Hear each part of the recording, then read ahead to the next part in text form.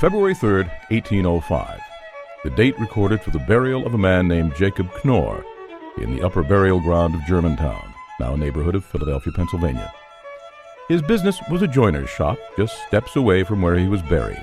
The few facts that are known about his life come through records of church involvement, existing structures that line Germantown Avenue, and the descendant of his joiner shop, the Kirk Nice Funeral Home.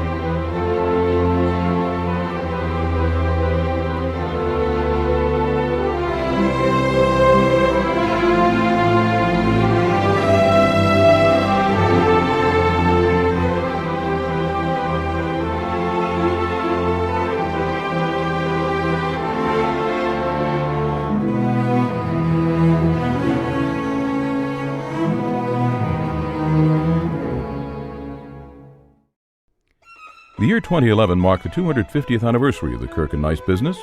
As the oldest funeral home in America, its own history is a genealogy of the funeral industry in the United States.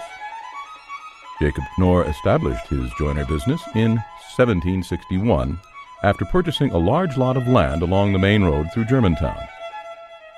His shop would have been a crucial source for building and furniture supply, especially as permanent buildings began to replace primitive structures in the growing village. The joiner shop was a business that was craftsmen that did interior woodwork of houses, window frames and fireplace mantles and door frames. They also made furniture, and a small portion of their business was to make coffins. One of the cherished possessions of the Kirk and Nice business comes from the early period of Germantown, the Christopher Sauer Bible.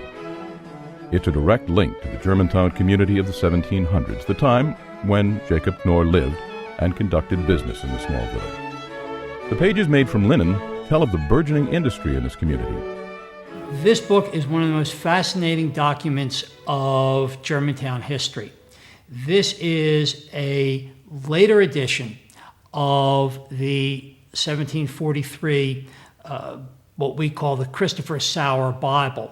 Christopher Sauer was a printer in Germantown, and this Bible, printed in German, was the first Bible printed in a European language in North America.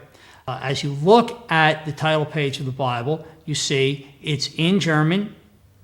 You see it's a Martin Luther translation of the Bible. So this is telling you that the Germans who are here are clearly, of course, not Roman Catholic. They're clearly not Reformed, a Calvinist Bible. They are Lutherans. And then as you would turn the page, what you're actually turning is paper that was made right in the neighborhood. As you look at this, it tells you so much about Germantown on the eve of the American Revolution. A joiner was a literal title in that the craftsman would join pieces of wood. His was a lighter and more decorative work than that of a carpenter. The craft was an art form complete with a seal representing its maker's signature. Kirk Nice has a credenza that was made in the Revolutionary War period. It features the acorn and oak leaves that was Jacob Knorr's seal. And this was probably a tribute to the multitude of oak trees that were in the area that supplied the lumber and joiner shop. While much of the joiner shop concentrated on building and furniture making, a small percentage of business served another purpose: coffin making. Perhaps the most significant illustration of Jacob Knorr's role as undertaker in Germantown was following the Battle of Germantown in 1777. At the time of the battle, George Washington was attacking the British Army that was encamped in Germantown. It has been said that Jacob Knorr provided coffins and helped to bury those who perished in this battle that took place just a short distance from his shop. We're standing in what is known as the upper burial ground, one time also known as Axe's Ground. in the 6300 block of Germantown Avenue. We're adjacent to the building that used to be the home of Kirk Nice Funeral Directors.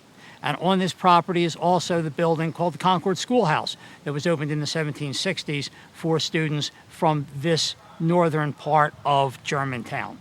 So the Battle of Germantown actually raged right up and down this street here. The younger son, Jacob Jr., purchased the business in March of 1805. In 1820, a new set of apprentices came to the shop, identical twins, Samuel and John Nice. Samuel and John Nice were identical twins that started their apprenticeship at the business in 1820. And in 1830, their father bought the business for them.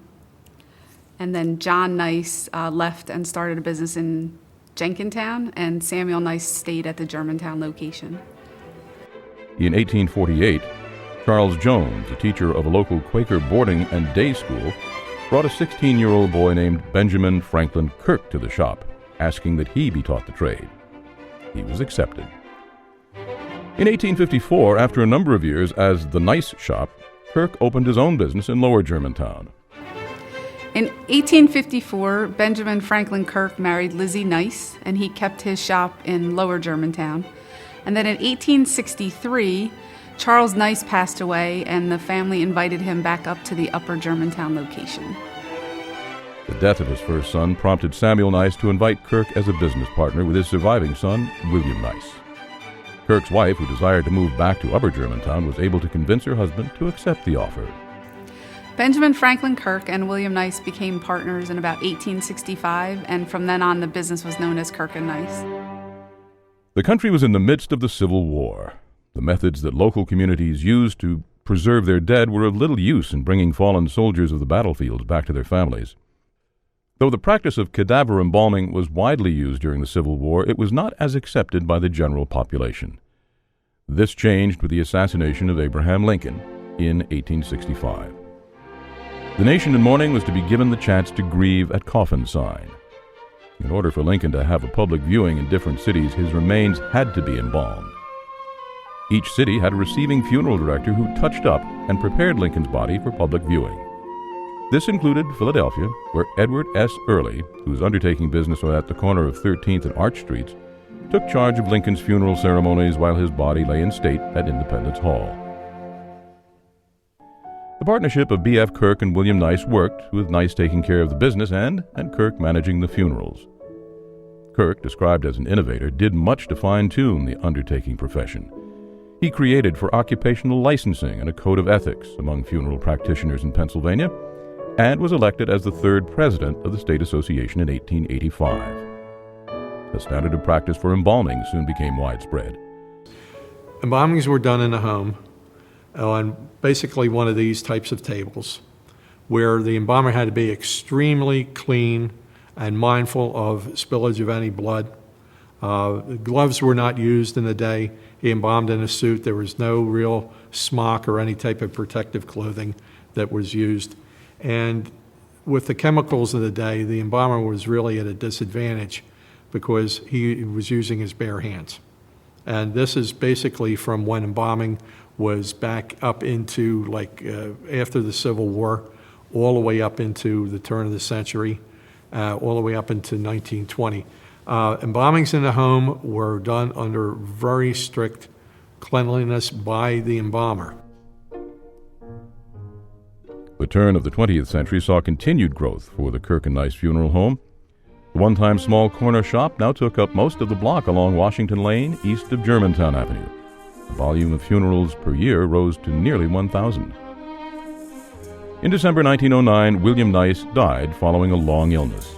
His son Samuel purchased his father's interest in the business, and the firm continued to flourish with upgrades to the building, completed in 1912, adding a chapel and morgue. Most embalmings, visitations, and funerals were still held in the family's homes during that period. Embalming in the home of the deceased offered its own set of challenges. I heard many stories from older funeral directors that I accompanied to their private home. One was one gentleman that told me that a deceased person held a candle in his hand while he shaved him, because the lighting was not good. Many homes didn't have electricity in those days. They had gas light at that time, or oil lamps. In 1917, after nearly 70 years of service in the Germantown community, B.F. Kirk died. He was remembered as a pleasant man, tall in stature, and considered very likable in the community. His grandson, John Henderson, took on the Kirk interest in the funeral home. Henderson later bought the Nice share of the business, but maintained the heading of Kirk and Nice. The early 20th century ushered in a transition from embalming and viewing in the home to the funeral home and place of worship. And with it came the more familiar role that we know today, the funeral director. Every funeral director remembers his or her apprenticeship. It was, in addition to the funeral home duties, there was other things that I had been asked to do, such as to clean up after the boss's dog, to wash the car, to go down to his summer place down in Ventnor, to move some furniture. After we completed a funeral in a private home and the family would leave for the cemetery, the lowest person on the totem pole was me, as being an apprentice, would stay back and have to rearrange the home and try to get it back to shape again before the family returned from the cemetery. And that was always difficult because you were left alone, had to pack up all the chairs in cases and try and at least get them out on the sidewalk before they had returned. In 1957, young Malcolm Henderson inherited the business following his father's death. He demonstrated a strong interest in the history of the community, serving on several boards and sponsoring a WFLN radio program in the 1960s, Profiles in History. In 1961, Henderson threw a gala affair at the Barclay Hotel in downtown Philadelphia, commemorating 200 years of consecutive business. The theme of benefactor remained consistent with Henderson up until his death in 1986, for which he'd given so much in time and contributions to local civic organizations. His widow, Mary Ann Henderson, who served as the first female apprentice at the funeral home in the 1960s, took over the business until 1993. Stewart Enterprises purchased the license in 1993 and eventually moved the business to George Washington Memorial Park in Plymouth Meeting and Sunset Memorial Park in Feasterville. Combos, as they're known in the industry, merged the funeral and cemetery interests into one location with the intent to further convenience those they serve. Tens of thousands of funerals have been provided throughout the Kirk and Nice history. What started as a carpentry business serving the local community in colonial times is still today providing the needs of its community. The legacy of past generations are preserved in the funeral records that have been under the care of Kirk and Nice. With its rich history and heritage, Kirk and Nice continues its valuable role to serve, comfort, and honor those who live and die, and connect the past to the present.